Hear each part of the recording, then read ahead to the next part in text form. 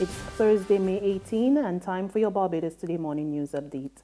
I'm Fernella Wedderburn. Thanks for joining us.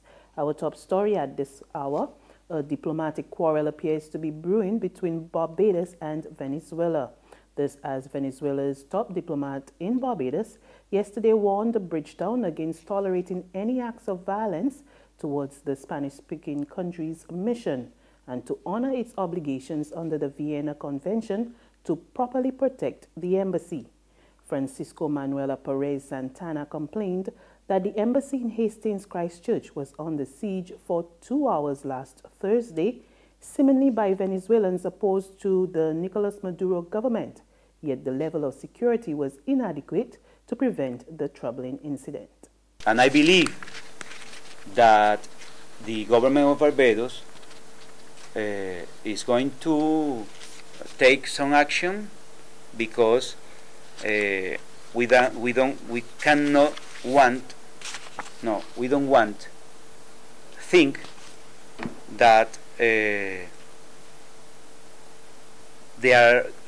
are going to allow that this person violate the Vienna Convention. We denounce a campaign of incitement to hatred at the international level. Diplomatic mission must be properly protected under the Vienna Convention. We have acted in accordance with the international standard, and above all, we want to maintain the good relation that have always existed between Barbados and Venezuela for more than 40 years. In other news, there is a call for Environment Minister Dr. Dennis Lowe to stop the gay bashing and to pay more attention to the pressing economic issues of the day. It's coming from President of the Barbados Gays and Lesbians Against Discrimination, Donia Piggott, as the minister remains in the line of fire for seemingly pouring scorn on childless women while strongly denouncing same-sex marriages. Responding to comments made by Lowe at a Mother's Day function over the weekend, Piggott suggested that the minister has an obsession with homosexuals. There's no conversation within the community or otherwise about same-sex marriages in Barbados, so it seems that if he has an obsession with it. So, I mean, whenever I think about it, I think of, like, what is his obsession? What is his obsession with same-sex marriage? And as a citizen of Barbados, I feel like concerned about Dennis Lowe, because, you know, I think that at this stage, where the Barbados economy is not doing so well, LGBT people are one of the groups that's suffering. So his concern should really be about the unemployment rates amongst young people and LGBT young people and various vulnerable groups, inclusive of single mothers and the elderly. In his community, Christchurch East, I believe. Yes, it is. So, I mean, these are the concerns that the LGBT community, has, and other vulnerable groups like the LGBT community. Canada's High Commissioner to Barbados, Marie Legault, has also been weighing in on the controversial issue of same-sex unions, addressing a ceremony yesterday where the rainbow flag was raised as part of the High Commission's program in observation of International Day Against Homophobia. Legault expressed disappointment that buggery remains on the island's law books. Over the last few days, we have seen in the press that even the government of Barbados has also different views, with Minister Innes urging his sworn Barbadians to improve their level of tolerance regarding their personal choices made by others, and to respect people's rights, including the right to fall in love with who you want. In opposition to a declaration against same-sex marriage from Minister Dennis Lowe a few days ago. Although I have been told a few times, including by the Attorney General, that in Barbados, the anti-burglary law is not enforced, the fact remains that it is a criminal offense, and as such, it is even used to blackmail or extort money from members of the LGBT community. Discrimination can take many forms of violence, threats, bullying, denial of employment, access to services, being called names in the press, name it. There's many ways that it can occur. Meanwhile, yesterday's move by Canada to raise the rainbow flag, commonly referred to as the Gay Pride flag, over its High Commission in Barbados has not gone down well with the head of the Roman Catholic Church, Bishop Jason Gordon. Bishop Gordon sees the move as an attempt by foreign states to impose their forms of gender and family values on Barbados and the rest of the region. The cleric made it clear that the church was opposed to discrimination against people, as everyone was a child of God and should be treated with respect and dignity, no matter their orientation. However, he said the line had been drawn when it came to acts that went contrary to traditional values of family and marriage. So we will always be in support of anything that would be ending discrimination against people based on labels that would be put on them.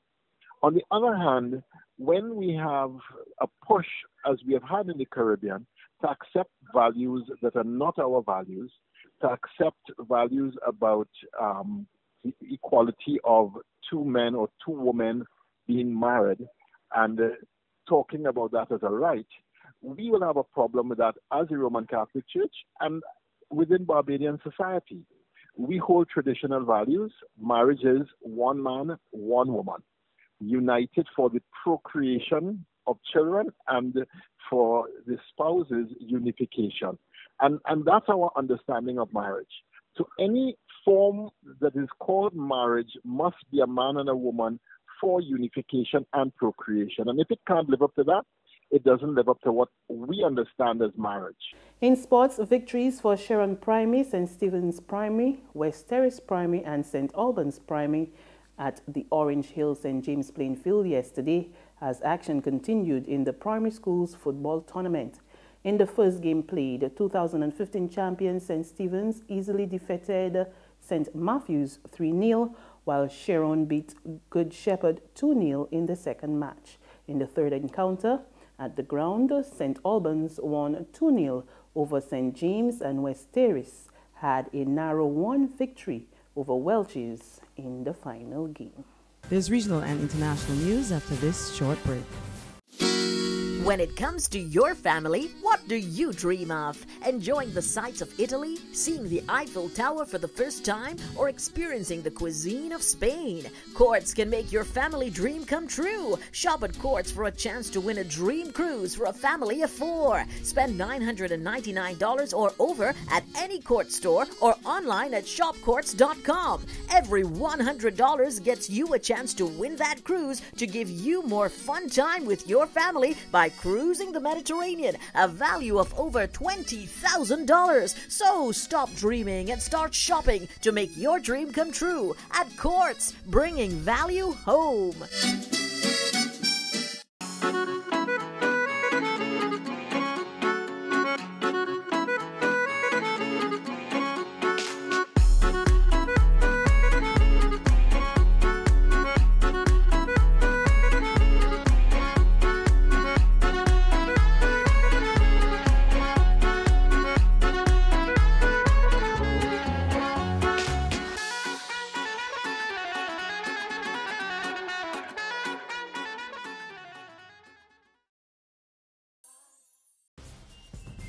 We pick up with news from out of Jamaica, where President of the Opposition People's National Party, Dr. Peter Phillips, is calling for the implementation of island-wide disaster mitigation program. And he says it must be done immediately in light of the severe flood damage from recent heavy rains and the onset of the 2017 hurricane season. Dr. Phillips says the committee should comprise of representatives from both major political parties, civil society representatives, as well as experts from the Jamaica Institute of Engineers and the Master Builders Association. However, Prime Minister Andrew Holness, who made a tour of flood-affected parishes yesterday, told reporters a master drainage plan for the country had already been done, and government just needed to fast-track its implementation. And finally, former FBI boss Robert Mueller has been named as a special prosecutor to oversee a probe into Russia's alleged interference in the U.S. election. We get more in this report from the CNN. This is a significant step. We are learning that the Deputy Attorney General Rod Rosenstein has appointed former FBI Director Bob Mueller to now oversee the Russia probe and look at the possible connections between Trump campaign associates and Russia. This announcement coming on the heels of the news that President Trump asked Director Comey back in February if he would stop the Flynn probe, according to our sources. In this statement that was just released from the Department of Justice, Rod Rosenstein says, "Considering the unique circumstances of this matter, I am determined that a special counsel is necessary in order for the American people to have full confidence in the outcome. Our nation is grounded on the rule of law, and the public must be assured that government officials administer the law fairly. Special Counsel Mueller will have the appropriate resources to conduct a thorough and complete investigation, and I am confident that he will follow the facts, apply the law, and reach a just result." And on that note, we come to the end of our news and sports update, but there's more on our website at www.barbadostoday.bb. You can also subscribe to our e-paper, email updates, and like us on Facebook. We're also on Izumi Media in bus terminals or screenplay at supermarkets and gas stations near you. Or you can tune in to Mix 96.9 FM for the very latest. I'm Fernella Wedderburn. Good morning.